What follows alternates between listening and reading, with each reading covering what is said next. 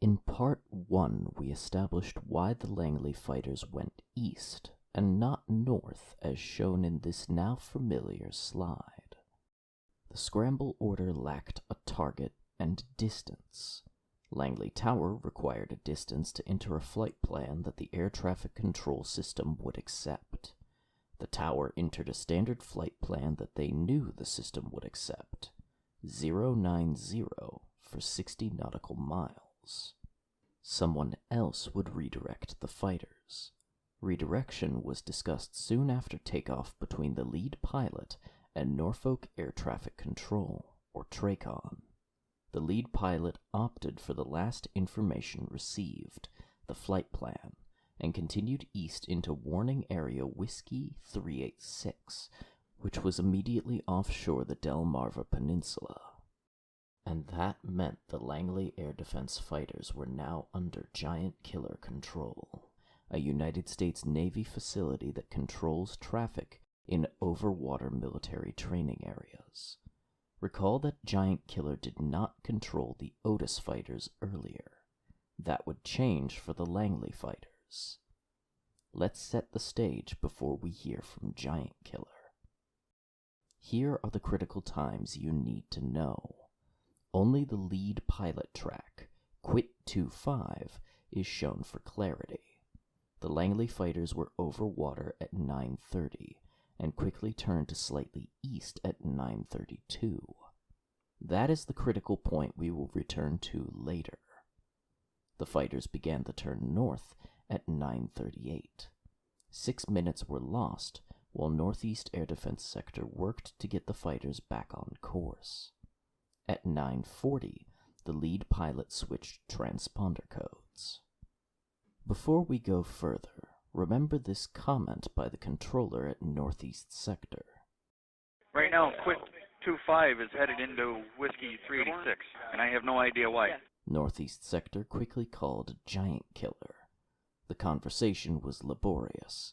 Here is a summary of what transpired. Giant Killer Hunters, reference Whiskey 386. Giant Killer, go ahead. Yes, sir.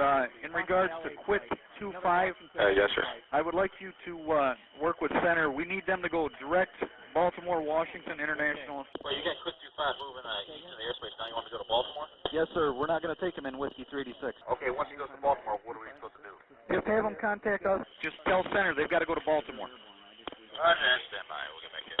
After that exchange, the controller commented to his partner that he was going to choke that guy. There is no record of air traffic control communications at Giant Killer on September 11th.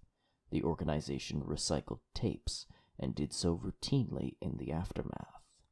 No one at any level in the Department of the Navy chain of command gave Giant Killer an order to preserve tapes of the day. Just before 9:36, Giant Killer called back to clarify. Is it all right if Center talks to him the whole way to Baltimore? Is he going to hold over Baltimore like We want Center to maintain primary control. We just want them to be able to talk to us and our auxiliary free. Okay. Do you care what altitude they go to Baltimore at? Just Negative. get down there? As long as they get there. Are they just going to hold over Baltimore? For right now, ma'am, yes. All right. Thanks, Cobra. As that conversation ended, the mission crew commander, Major Nisipane, learned of a potential threat to the White House and immediately alerted the senior director, Major Fox. Okay, Foxy, I got an aircraft 6 miles east of the White House. That alert was in the background and amplified here for clarity. The time is just after 9:36. Here is the earlier slide for orientation.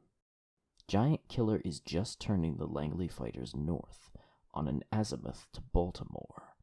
When American Airlines Flight 77 slammed into the Pentagon, the Langley fighters were at their furthest distance from where the target was. Northeast Air Defense Sector had multiple balls in the air as the pace accelerated. Before we listen to the next clip, consider the list of things that were happening in a 2-minute time frame. Northeast Sector attempted for the first time to contact Quit 25 directly. Quit 25, Huntress. Giant Killer Hunters, reference Whiskey 386. Go ahead. Ma'am, we are going to AFIO right now with Quit 25. They are going direct Washington. Quick 25 is we're heading them off center right now. Ma'am, we need that expedited right now. Roger that, to the Bravo. Yeah, thanks. Radar only. This guy right here? Bravo 013? No. Bravo 032. Oh, this dude right here? Failing that, they then quickly advised Giant Killer that AFIO, Authorization for Interceptor Operations, was being declared. We talked about that in Part 1. Northeast Sector changed the azimuth to be direct Washington, not Baltimore. Giant Killer advised that the fighters were just then being handed off to Washington Center. Northeast Sector surveillance technicians quickly found American 77 and established track Bravo 032. At 9:39, a Langley controller observed that the data had faded. Where did 032 go? They're there. 032, I gotta find that track. Bravo 032, data faded. And that is what happened at the controller position. Let's drop back a few minutes and find out what was happening at the mission crew commander position. That was his voice in the background that we have been hearing. At 9:32, Major Nisipity posed the critical question of the day. Have you asked the question what you're going to do if we actually find this guy? Are we going to shoot him down if they got passengers on board? Have they talked about that? He was talking to the battle cab. There is no recorded answer. At 9:38, Major Nisipany wanted to know where the fighters were, and wanted them to head for a Z-point, the last known location of track Bravo 032, the Pentagon. Yeah, we just lost track. Just Get a Z-point. get a Z-point on that. Hold on. Where's Langley at? Where are the fighters? They're going AFIO. Okay, they're in 386 and going up north. I don't care how many windows you break. A Z-point, once established, shows up on all sector scopes as a point of reference. Here is an updated Langley fighter track. We have added the leg flown under AFIO, conditions direct Baltimore. At 9:51, that changed, and the Langley fighters turned away from both Baltimore and Washington, D.C. Here is how that happened. At 9:36, Giant Killer transferred control of the Langley fighters to Washington Center's Cape Charles sector. Cape Charles. Yeah, Cape Charles, the Quick 25. Hunters just called us. They want him to go direct Baltimore now and switch him up their frequency. That ain't gonna happen going to Baltimore on their frequency. Well, I guess once he gets to... I don't understand what's going on here either. That's what they just passed to us. So that's him heading eastbound right now. Put him on a 360 heading, and I'll take control of him if you want. Who's behind him? That would be his wingman, sir. Okay, are they gonna join up or stay that far apart? Note the confusion on both the military and civilian sides. Recall that in Part 1, Cape Charles Sector was the first place the Northeast Sector controller contacted looking for the Langley fighters. At 9:39, the controller directed Quit 25 to squawk Quad 7s. Quick 25, Huntress. 25, Huntress, go ahead. Quick 25, radar contact. Confirm squawking Quad 7s. On Quad 7 now, sir, for Quote 25. Quick 25, vector 330, max subsonic. Mission is to, stand by. That is a standard code used by air defense fighters while operating under AFIO orders. That would later cause multiple problems. On the FAA side, the fighters could not be distinguished by air traffic control. On the military side, two fighters were squawking the same military code, and were also indistinguishable to Northeast Sector controllers. At 9:40, the Quit 25 code changed to 7777 Quad 7s. Concurrently, Quit 25 contacted Cape Charles Sector, and was immediately given a code change to 4650. Washington Center, Quit 25. Quit 25, Washington Center, good morning. Squawk 4650. Sir, we're unable. We're active air scramble. We've got higher headquarters authorization squawking Quad 7. Roger, sir. Squawk Quad 7, and thank you. Priority scramble. We're on a signed vector of 330, altitude 230, max speed. Okay, Quit 25. And your delay is over Baltimore, correct?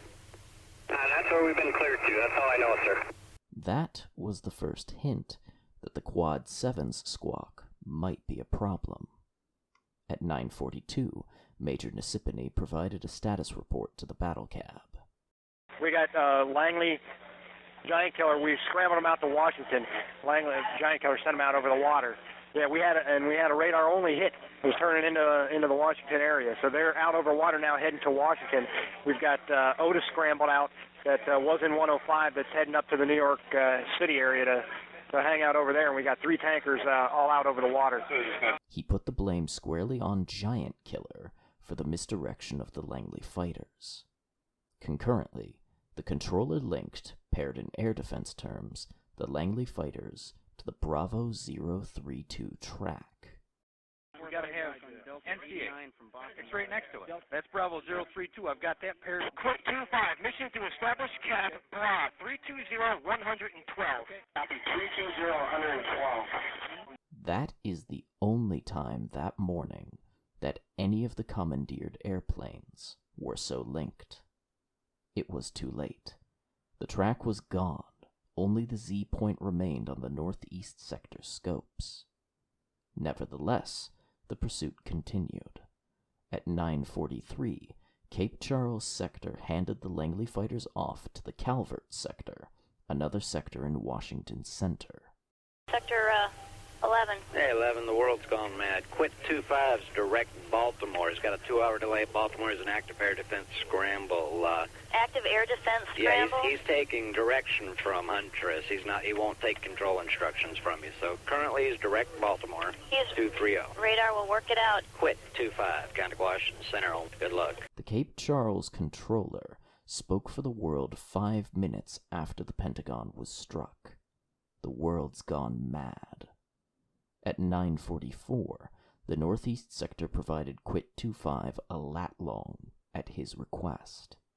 If we could get a lat long, that'd be great. Good. Quit 2-5 Huntress. Confirm all birds squawking Quad 7. Confirming all birds are squawking Quad 7.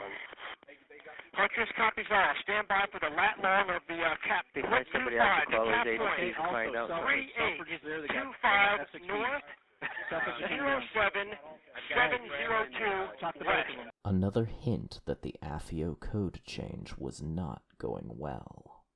The controller was insistent, perhaps because Quit 2-7, the trail fighter, never made the code change. Unknown at the time, the controller transposed 2 digits in the lat long, as shown. At 9:48, the Langley fighters were handed off to Swann Sector, the next Washington Center sector to the north. Here is the conversation with Quit 2-5 as that happened. Quit 2-5, understand, will you be descending, sir? We're unsure at this time. We're just following the higher headquarters orders direct Baltimore at 230. Quit 2-5, roger. Are you a flight of 1? Negative, ma'am. We're a flight of 3, active air scramble out of Langley. Thank you, sir. I see that now. Quit 2-5, contact Washington Center. 2 important things here. First, the altitude question. That determined whether the fighters would continue under Washington Center control or be handed off to National Traffic Control, or TRACON. Control remained with Washington Center, Swann Sector. Second, this is yet another hint that the Quad 7's squawk might have been a problem. Calvert Sector was unsure how many fighters there were. Soon thereafter, a serious problem surfaced. The fighters were beginning a turn south, away from Washington, to the wrong lat long. At 9:52, Northeast Sector directions became a problem for Quit 2-5. Earlier they had received cap coordinates of 3825 north. As shown, that is about 30 nautical miles south of Washington, D.C. Here is what happened. At 9:52, Quit 2-5 challenged the BRA, bearing range altitude to the cap point. Quit 2-5 was showing a heading of south-southwest, the wrong direction. Can I have a bra to the cap again? Right here. They're talking to Senator. Quit 2-5. Cap point, bra, 312, 18 miles. Yeah, we're showing the cap point 250 for 20 miles. Quick 25, that's incorrect. The cap is 312, 20 miles. Okay, we're going to come right to 312. Quick 25, Huntress. I'm just going to reiterate, you were under AFIO control. Take all direction from Huntress. Again, the AFIO squawk code became problematic. Quit 25 finally asked for a lat long. Okay, Huntress, we copy that, but the cap point you gave us, we're all showing 230 for 12. Huntress copies. The cap point is currently bra, 350, 18 miles. Okay, do you have a lat long for that? Right there. You sure that's the right one? Bravo 032. 032 is right here. Okay. Affirmative. Lat long. 3852 north. 07702 west. 852. 702. Read back correct. That surfaced the crucial transposition error made a few minutes earlier. Note the emphasis in Quit 25's voice, highlighting the error. With that resolved, we can now finish the track to the cap point. Washington Center's Swann Sector worked with Quit 25 to set up operations in the DC area. Quit 25 established the cap parameters and got quick approval. Washington Center, Quit 25. Quit 25, go ahead. Yeah, we got a new cap point. It's north of our present position, 20 miles. Okay, that's approved. Thanks. We'd still like to hold west of the cap point, 20-mile legs. Okay, that's also approved, sir. For his part, the Swann Sector controller alerted other sectors that the Langley fighters were given a block altitude. Sector 12 and 10. This is Sector 17, rather. Quit 25 on the point out southwest of Washington. He wants to block 23 to 25.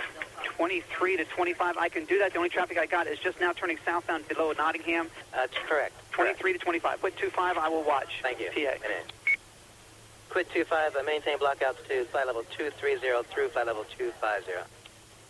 Copy that, 230 through 250. Thank you. Roger. The quit flight entry into the cap was textbook, as shown here. The break point was over the Pentagon, the cap point. Shortly after the cap was established, things went wrong in a hurry. Recall that we have been mentioning hints that the AFIO order and Quad 7's squawks were causing problems.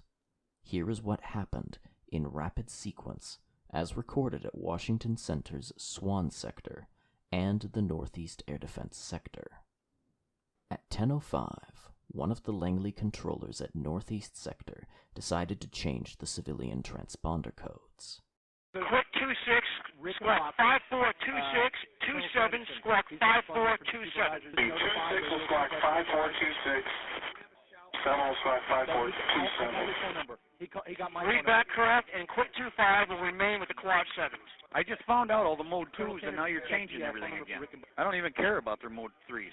That did not sit well with his partner, who was trying to sort out the three fighters using the military transponder codes, Mode 2.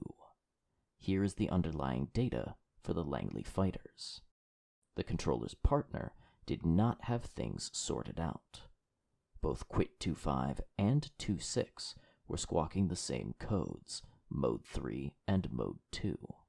The controller making the change had it right. The way to distinguish the two was to change the Mode 3 codes, which he did.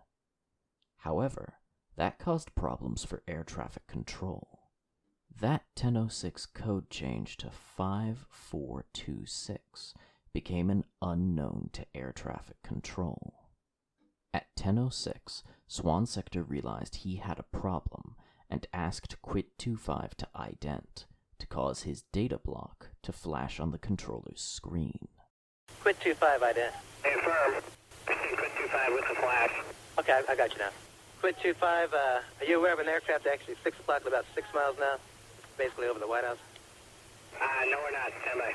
Quit 26 had become an unknown, an intruding aircraft not associated with a flight plan or data block.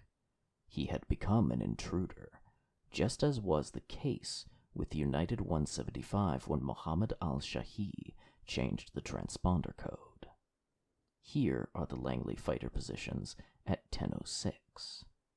All three were at altitude, and Quit 26 was closest to the White House, and therefore the threat of interest. Quit 25 immediately contacted Northeast Sector, a call which sounded the alarm. This control, Quit 25. Quit 25. Everybody but Bassett. Baltimore is saying something about a aircraft over the White House. Any words? Stand by. Major Fox. SCC, we got an aircraft airborne over the White House. Quit 25. Mission is intercept aircraft over White House. Divert the aircraft away from the White House. The controller immediately got the senior director's attention. Major Fox shouted up to the mission crew commander, Major Nisipane, and got immediate approval to intercept the unknown. By 10:07, the Swann Sector controller was still nervous about Quit 25, but sensed that code 5426 was part of his formation. Quit 25, ident again, please. Mr. Flash, stand into the airplane over the White House. Yeah, there's a target there indicating 22,400. Walking 5426, westbound now. Confirm. Quit 25, is that one of your aircraft, one of your formation? Washington. Quit 25, Center. Quit 25, Washington, Quit 25, I intercept the aircraft over White House. In Quit 25, the traffic's 9 o'clock and about 3 miles from indicating 23,800. Quit 25 checked things out and reported to Swann Sector that the unknown was one of the Langley fighters. Washington, Quit 25, information on the aircraft coming over the White House. Quit 25, say it again? Where is that bogey over the White House? I'm currently over the White House. Okay, the aircraft now that I was referring to is your 7 o'clock position westbound indicating 24,000 now. You say the altitude. Altitude, flight level 240, westbound. The code is 5426. That's one of our aircraft. Quit 25, roger. That was reconfirmed at 10:10 to the satisfaction of several Washington Center controllers as a new voice entered the discussion. Hey, Quit 25, Center. Center, Quit 25. Apparently that aircraft is one of ours that's over the White House. Okay, sir. We see a code down there. We also see somebody orbiting now over at Dulles Airport at flight level 240. It might be a flight of 2. Could you have them contact us on this frequency so we can make radar identification with them? Okay, that is my remaining number 2 and number 3 wingmen in a cap from 230 to 250. Okay, and you're verifying the squawk from 5426? Affirmative. Thank you very much, sir. And that concludes our discussion of the Langley Scramble, a complicated event that contributed to the fog of war enveloping the National Command Authority and confusing matters for the Secret Service and the fighter wing at Andrews. While you anticipate the next episode, the Andrews story, think about the ramifications of this slide. While the code change story was unfolding, the National Command Authority decided to divert Air Force One and the President away from the battlefield. At 10:10, Air Force One turned west, away from a capital well protected by active air defense fighters, monitored closely by Federal Aviation Administration controllers. Clarity in the air between controllers and air defense fighters did not translate to coherent decision-making on the ground. Here is an important lesson learned that day. The President's mission is to protect the nation. The Secret Service's mission is to protect the President. The Secret Service denied the President and the Vice President the right to stand and fight.